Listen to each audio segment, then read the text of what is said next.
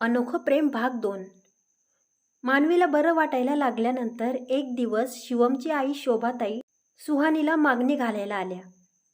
आपल्या मुलीला इतक्या मोठ्या घरातून स्थळ आलेलं पाहून रेखाताई हरखून गेल्या. आपल्या मुलीने नशीब काढलं असंच त्यांना वाटत होतं. शोभाताई स्वभावाने शिवमसारख्या नव्हत्या. त्या सुसंस्कृत, सॉफ्ट स्पोकन, प्रेमळ स्वभावाच्या होत्या.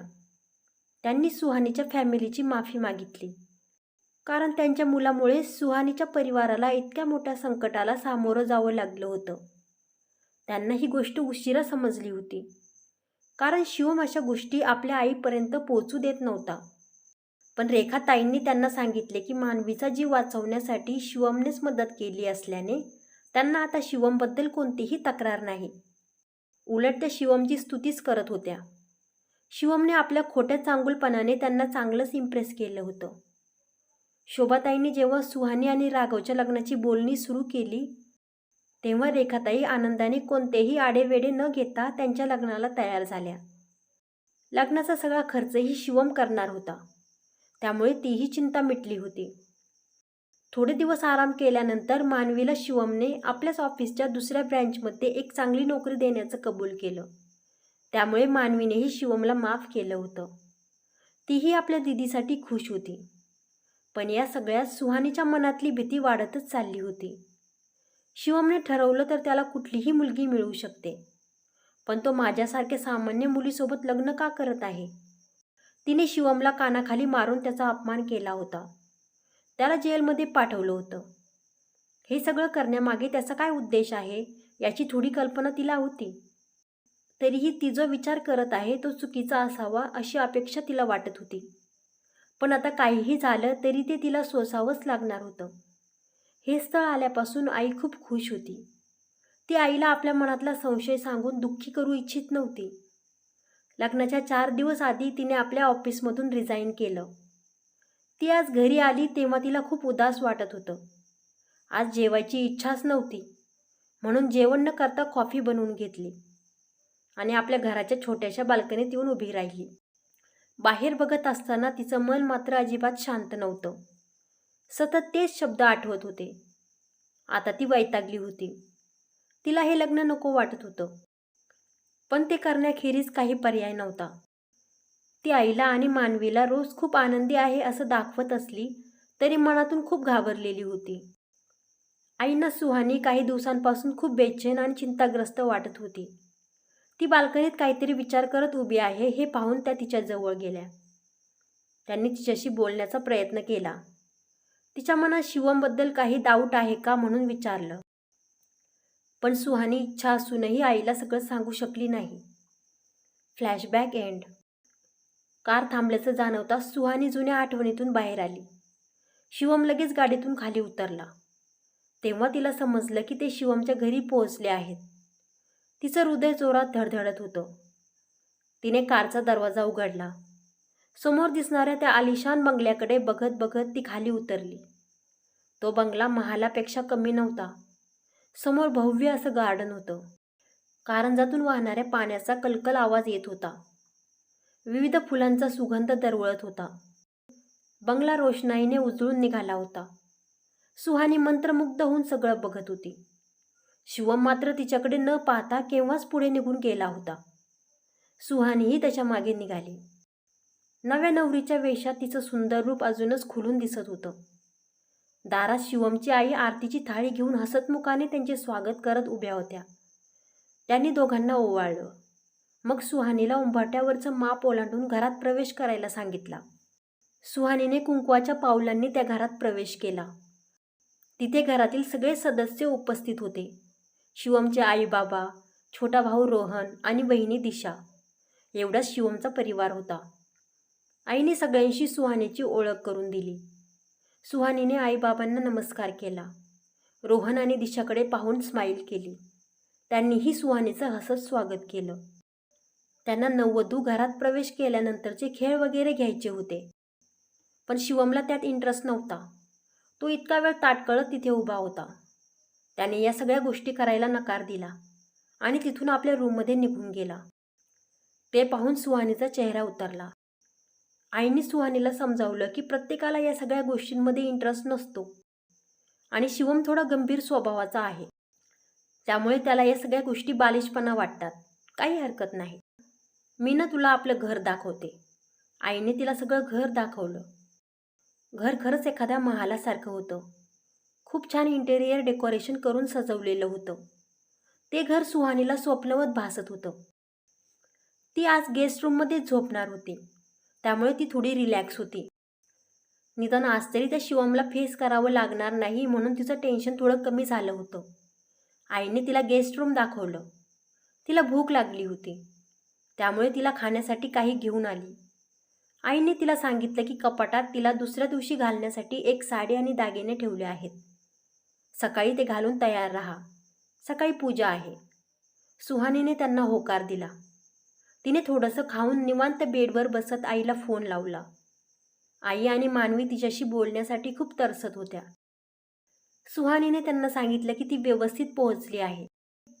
तिने सांगितलं की ते घर खूप मोठं आणि अगदी महालासारखं आहे आणि घरातील लोकही स्वभावाने चांगले आहेत.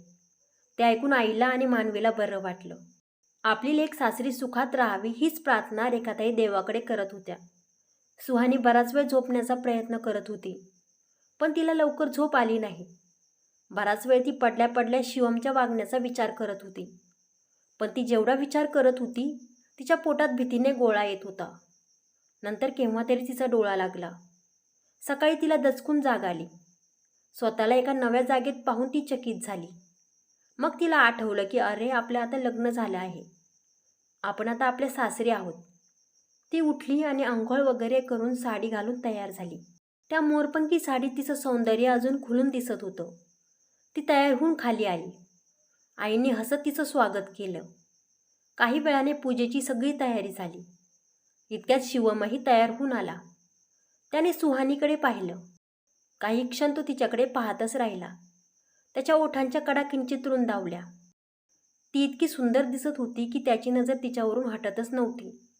पण तोच त्याच्या नजरेपुढे ते कानामागे मारण्याचे क्षण आले आणि त्याचा चेहरा परत गंभीर झाला. तो गुपचूप तिच्या शेजारी पाटावर जाऊन बसला. पूजा संपन्न झाली. सुहानीने आईबाबांचे आशीर्वाद घेतले. शिवमची ऑफिसला जाण्याची लगबग चालू होती. शिवम, अरे, कालच तुझं लग्न झालं आहे आणि तू आज लगेच ऑफिसला जाण्याची घाई करत आहेस. अरे, निदान 2 दिवस तरी कामापासून सुट्टी घे, आई म्हणाली. आई, तुला हवं होतं ना की मी लग्न करावं. तुझ्या मर्जीनुसार मी लग्न केलं ना. आता मी तेच करेल जे मला हवं आहे आणि सुहानीही तेच करेल जे मी सांगेल. आणि तसंही आता या फालतू गोष्टींसाठी मी माझा वेळ वाया घालवणार नाही, तो रूडली म्हणाला आणि निघून गेला. त्याचं ते रूढ बोलणं ऐकून सुहानीचा चेहरा एवढूसा झाला. आईलाही तिच्याकडे पाहून वाईट वाटलं. आईने तिला समजावून सांगितलं की शिवम खूप शिस्तप्रिय आहे. त्याला त्याची कामं वेळेवर पूर्ण करायला आवडतात, नाहीतर तो खूप चिडतो. म्हणून त्याचं बोलणं जास्त मनावर घेऊ नकोस. हळूहळू तुला त्याचा स्वभाव माहिती होईल, मग तुला या गोष्टीचा त्रास होणार नाही. पण सुहानीचं त्यामुळे समाधान झालं नव्हतं. या सगळ्यात तिला एक गोष्ट मात्र समजली होती की शिवम पुढे त्याचे घरचेही जास्त बोलत नाहीत. सगळे नाईलाजाने का होईना तो जे म्हणेल ते करतात. इतकंच काय, तर बाबाही त्याच्यापुढे काही बोलण्याची हिंमत करत नाही. हे बघून ती खूप आश्चर्यचकित झाली होती. डोळे पाण्याने डबडबले होते. तिने कसंबसं स्वतःला सावरलं. शिवम ऑफिसला गेल्यानंतर आईंनी सुहानीला किचनमध्ये जाऊन काहीतरी गोड पदार्थ बनवायचा रिवाज पूर्ण करायला सांगितला. सुहानीला कुकिंग करण्याची खूप आवड होती. ती आनंदाने किचनमध्ये गेली. सुहानीने शिरा करायचं ठरवलं. घरात इतरही बरेच नोकर चाकर होते. कुकने सुहानीला शिऱ्यासाठी आवश्यक असलेलं साहित्य काढून दिलं.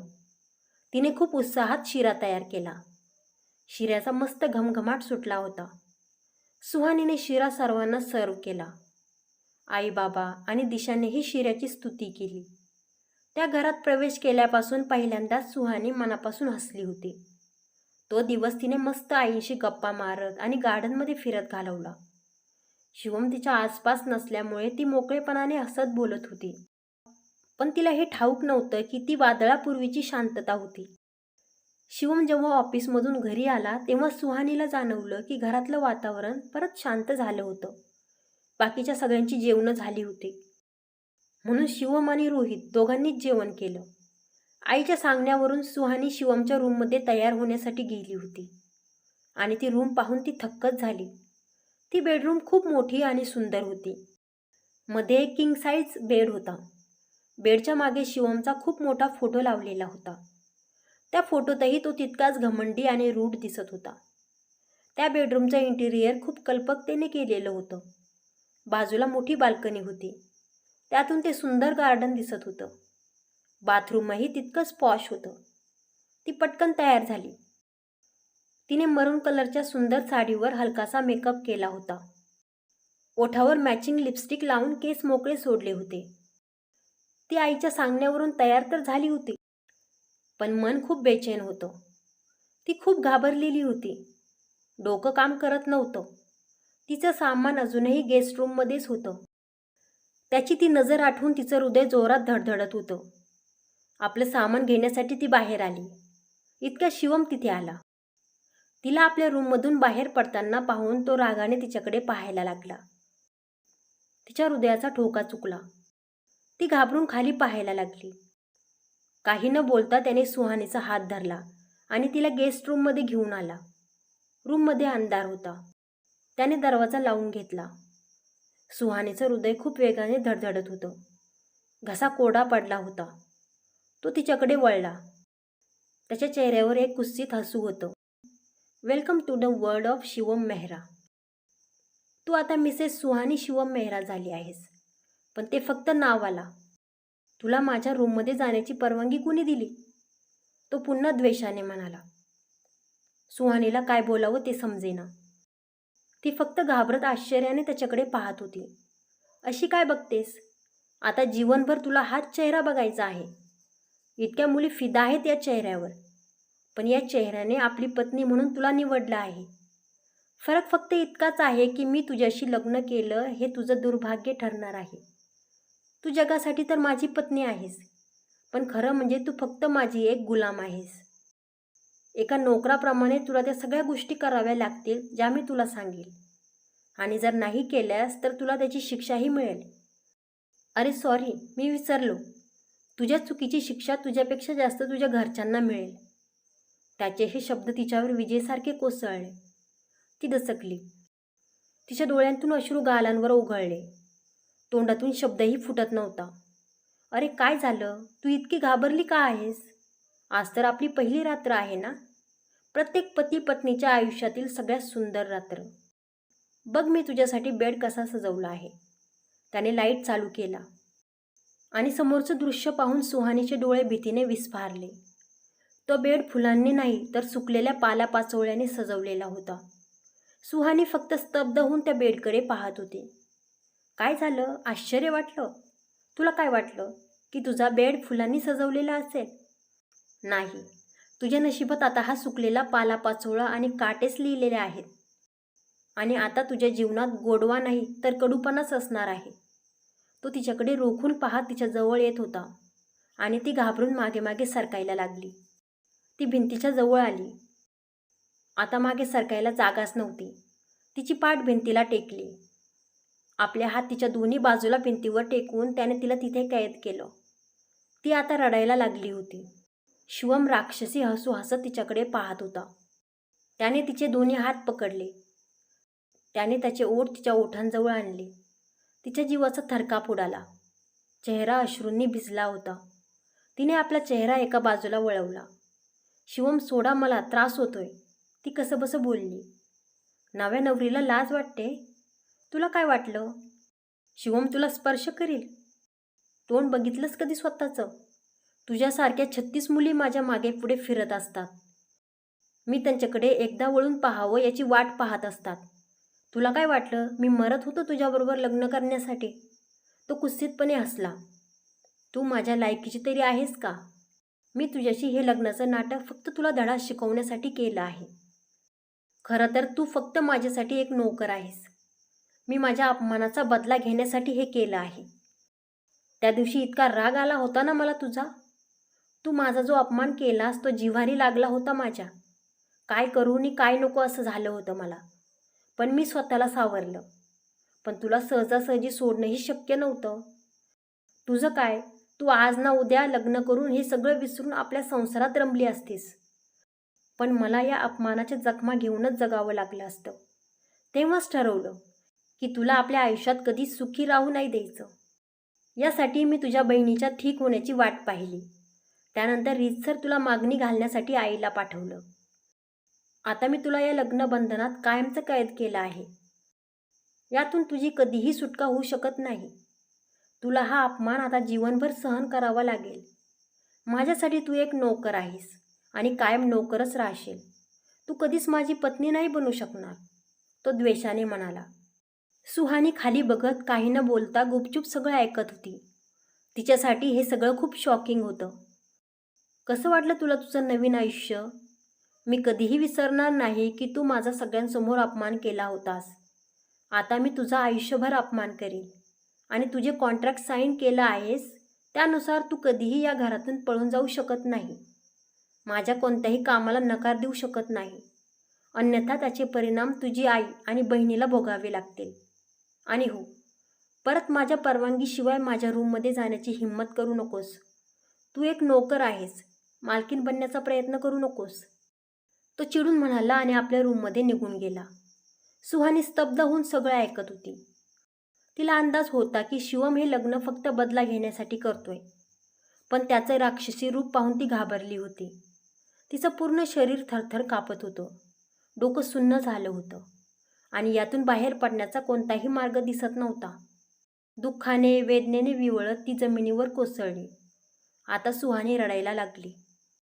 तिला विश्वास बसत नव्हता की तिच्या नशिबाने तिच्याबरोबर इतका वाईट खेळ मांडला होता. तिला आपल्या आईची आठवण येत होती. पण त्यावेळी तिला तिथे समजावणारं, तिच्या डोक्यावर प्रेमाने हात फिरवणारं कुणीच नव्हतं. तिचं काय चुकलं होतं? आपल्या बहिणीचा अपघात करणाऱ्या व्यक्तीवर तिने हात उगारला तर चूक त्याचीच होती.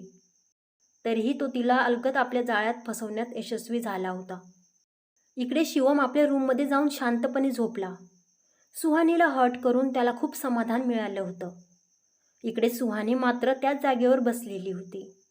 रडून रडून डोळे कोरडे पडले होते.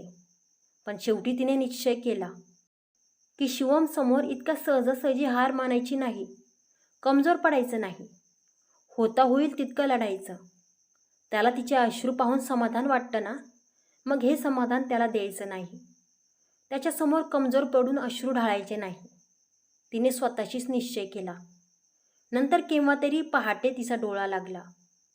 दुसऱ्या दिवशी आईला जेव्हा समजलं की सुहानी गेस्ट रूममध्येच आहे, तेव्हा त्यांना आश्चर्य वाटलं. त्यांनी दरवाजावर नॉक केलं. सुहानी अजूनही त्याच ठिकाणी फरशीवर बसल्या बसल्या झोपली होती. तिचं डोकं प्रचंड ठणकत होतं. तिने दरवाजा उघडला.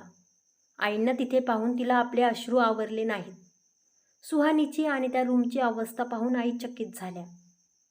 त्यांनी प्रेमाने सुहानीला शांत केलं. शांत झाल्यावर तिने आईला सगळं सांगितलं. ते ऐकून आईही शॉक झाली. आईने सुहानीला सांगितलं की त्या शिवमशी या विषयावर बोलतील. त्यांनी सुहानीला फ्रेश व्हायला सांगितलं व आपल्या रूममध्ये गेल्या. इकडे शिवम जिम वगैरे करून तयार झाला. त्याने नोकराकरवी सुहानीसाठी महागडे ड्रेस तिच्या रूममध्ये पाठवले व तिला तयार व्हायला सांगितलं. नोकर ते महागडे ड्रेस घेऊन गेस्ट रूमच्या दरवाजाबाहेर उभा राहिला. त्याने सुहानीला सांगितलं की शिवम सरांनी तिला यातला एक ड्रेस घालून तयार व्हायला सांगितलं आहे.